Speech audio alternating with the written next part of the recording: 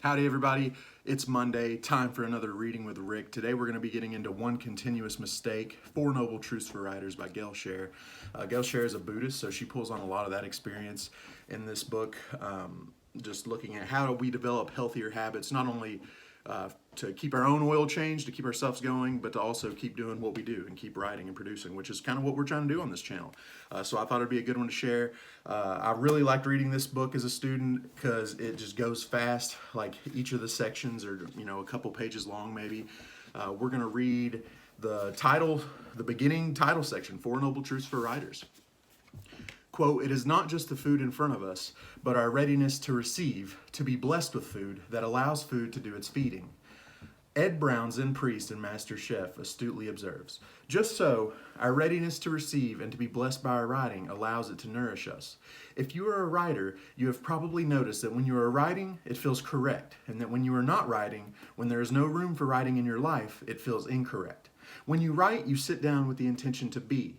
If you are a writer, writing and being are the same.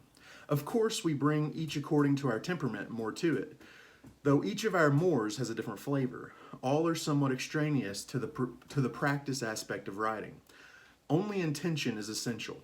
When Ed Brown says our readiness to receive, he's talking about intention.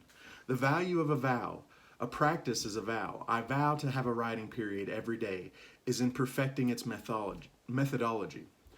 Ison Dorsey, a Zen priest at San Francisco Zen Center, used to say, quote, "You don't clean to make things clean so much. You clean even if it's not a mess. You just go around and make things look like somebody has paid attention to them." Ison's advice is equally applicable to writing. Cleaning is not about achieving some once and for all pristine state of immaculateness. Human beings clean, writers write. It is the most fundamental of the Four Noble Truths for Writers.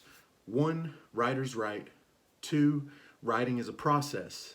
3. You don't know what your writing will be until the end of the process. And 4. If writing is your practice, the only way to fail is to not write. I think that sums it up pretty well. I've talked a lot on this channel.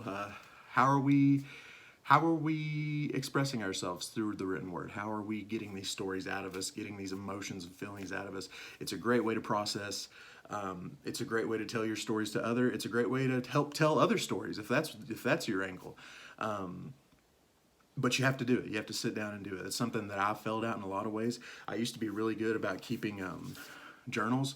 I've kind of fallen away from that recently. I need to get back into that habit. But it's just about being intentional, setting that time. I know a lot of people, like Stephen King, I think is for one for example. We'll read something out of his book on writing on this channel. But I know he's one of those people who put a lofty, like, oh, I'm going to write 1,000 or 1,500 words today, like every single day. But I spoke with a guy once who did a reading at this center, and he told me, I asked him, when do you write? What's your practice like? And he told me any chance I can get. If it's 5 minutes before his class, he said he's writing something. If it's a quiet moment at home with the kids and the family, he'll take a moment to write something. And I appreciate that too. So there's nothing wrong with setting a big goal and saying, I'm going to pump this much out every single day at this time. But I also think we got to give ourselves some leeway and just say, okay, you know what? It's more.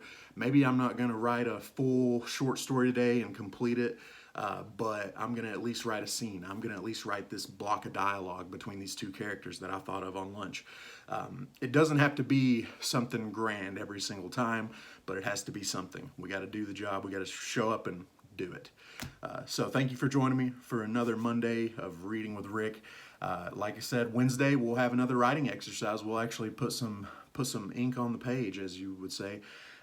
Hope you'll join us. Hope you'll find some kind of inspiration this week to create something, or at least crack open a book, because the more of this we put into ourselves, the more that'll come out, I believe. Thank you all. God bless you. Love you all. Peace out.